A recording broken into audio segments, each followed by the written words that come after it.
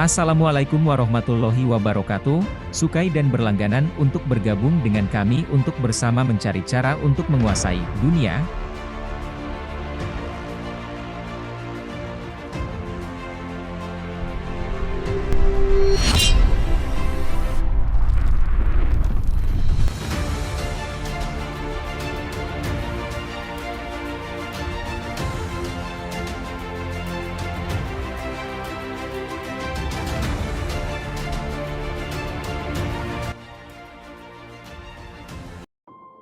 Sejarah Indonesia meliputi suatu rentang waktu yang sangat panjang yang dimulai sejak zaman prasejarah berdasarkan penemuan manusia Jawa yang berusia 1,7 juta tahun yang lalu.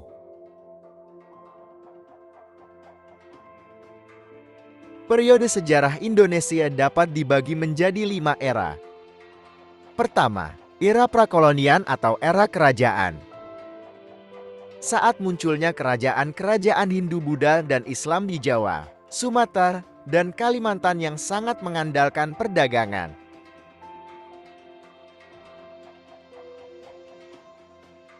Kedua, era kolonial. Masuknya orang-orang Eropa terutama Belanda, Portugis, dan Spanyol yang menginginkan rempah-rempah mengakibatkan penjajahan oleh Belanda selama sekitar 350 tahun antara awal abad ke-17 hingga pertengahan abad ke-20. Ketiga, era kemerdekaan awal. Pasca proklamasi kemerdekaan Indonesia pada tahun 1945 sampai jatuhnya Soekarno tahun 1966.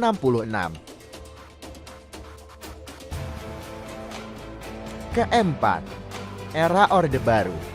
32 tahun masa pemerintahan Soeharto dari tahun 1966 sampai tahun 1998. Dan yang terakhir, era Orde Reformasi yang berlangsung sampai sekarang.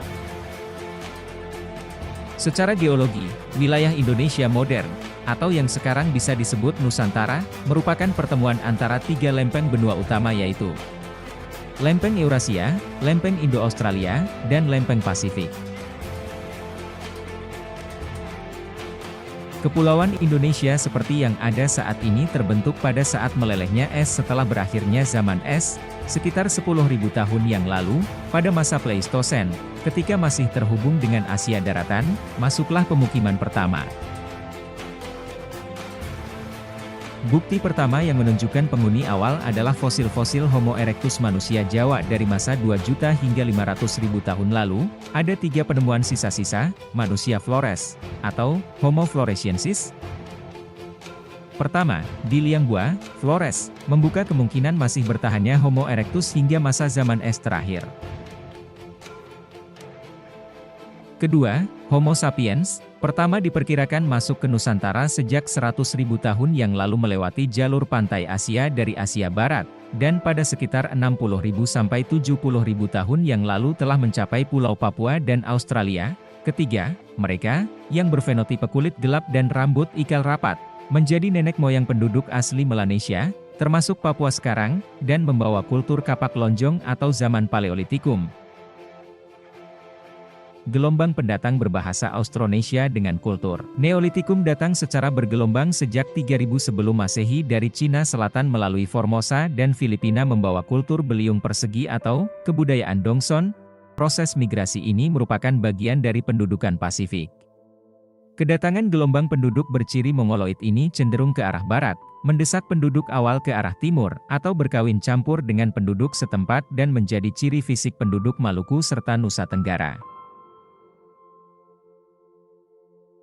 Pendatang ini membawa serta teknik-teknik pertanian, termasuk bercocok tanam padi di sawah, beternak kerbau, pengolahan perunggu dan besi, teknik tenun ikat, praktik-praktik megalitikum, serta pemujaan roh-roh atau animisme, serta benda-benda keramat atau dinamisme. Pada abad pertama sebelum Masehi sudah terbentuk permukiman-permukiman serta kerajaan-kerajaan kecil, dan sangat mungkin sudah masuk pengaruh kepercayaan dari India akibat hubungan perdagangan.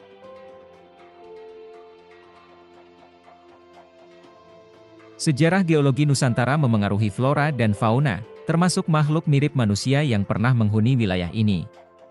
Sebagian daratan Nusantara dulu merupakan dasar laut, seperti wilayah pantai selatan Jawa dan Nusa Tenggara. Aneka fosil hewan laut ditemukan di wilayah ini. Daerah ini dikenal sebagai daerah karst yang terbentuk dari endapan kapur terumbu karang purba, laut dangkal di antara Sumatera, Jawa, termasuk Bali, dan Kalimantan, serta Laut Arafura dan Selat Torres. Adalah perairan muda yang baru mulai terbentuk kala berakhirnya zaman es terakhir, hingga 10.000 tahun sebelum era modern. Inilah yang menyebabkan mengapa ada banyak kemiripan jenis tumbuhan dan hewan di antara ketiga pulau besar tersebut.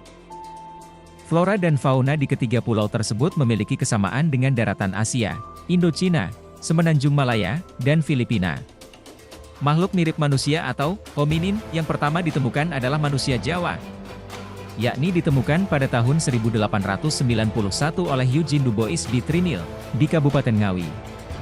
Antara tahun 1931 sampai 1934. Gehaer von Koenigswald beserta timnya menemukan serangkaian fosil hominin di Lembah Bengawan Solo, dekat Desa Ngandong.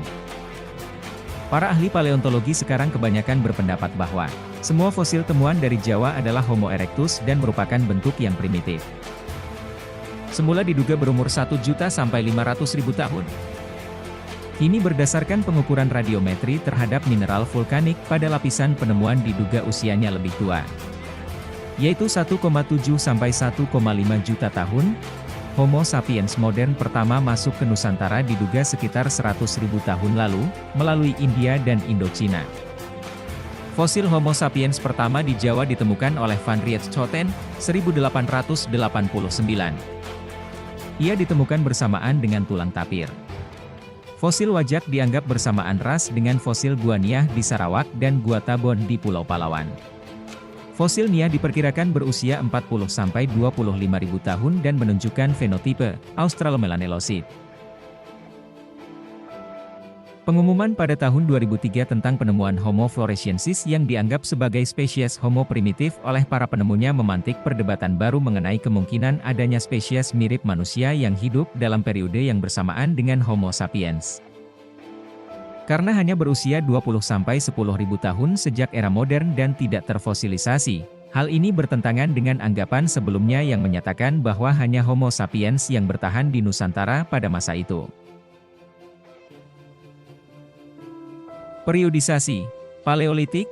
Periode Paleolitik di Nusantara diketahui dari alat-alat batu kasar atau terbuat dari cangkang kerang yang ditemukan di berbagai penjuru. Temuan-temuan fosil tengkorak dan tulang belulang di Jawa menjadi petunjuk penting periode ini. Hingga 2014 telah ditemukan fosil-fosil hominid di Patiayam, Miri, Sangiran, Sambung Macan, Trinil, Punung, Ngandong, Wajak, Kedung Rubus, dan Perning. Pada 2013 di Pulau Flores, ditemukan fosil kerangka manusia kerdil yang diperdebatkan apakah termasuk Homo erectus atau Homo sapiens.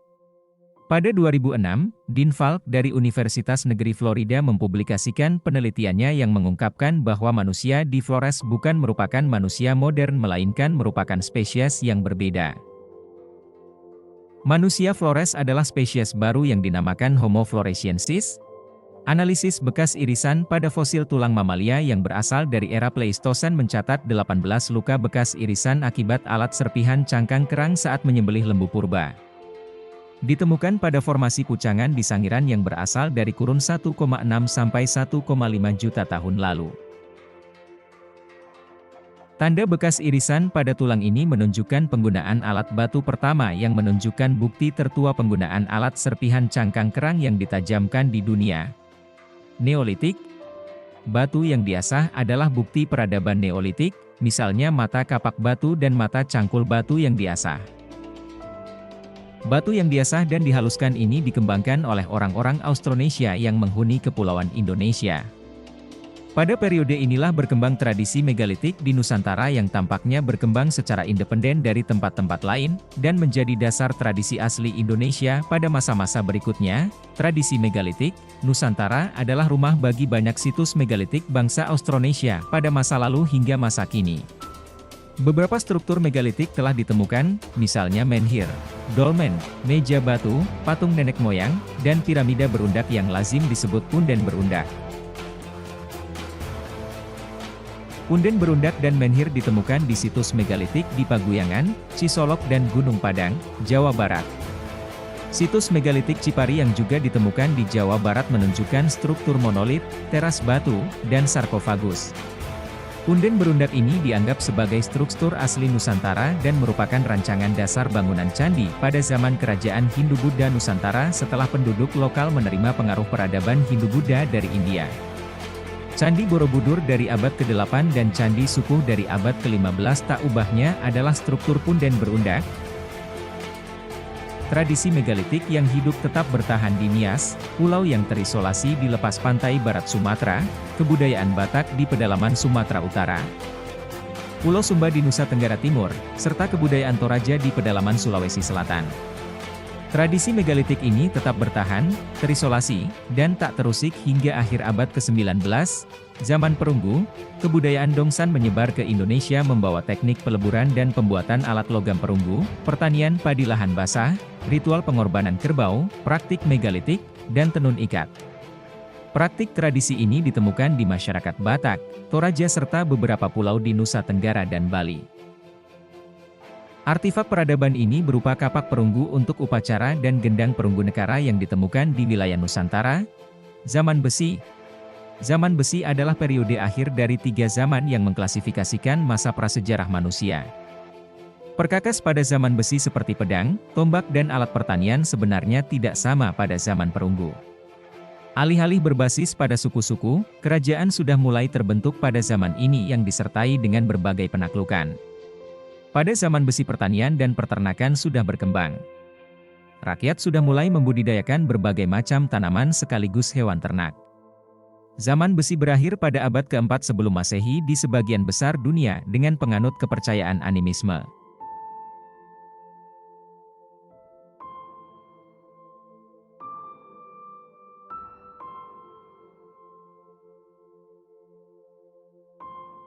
Tadi adalah pembahasan tentang sejarah Indonesia pada zaman prasejarah. Buat kalian yang sudah selesai menonton video pendidikan kita kali ini, akan kita review materinya sekali lagi. Jadi jangan lupa like, komen, dan subscribe channel ini karena masih ada lanjutan dari sejarah Indonesia yang masih seru dan menegangkan.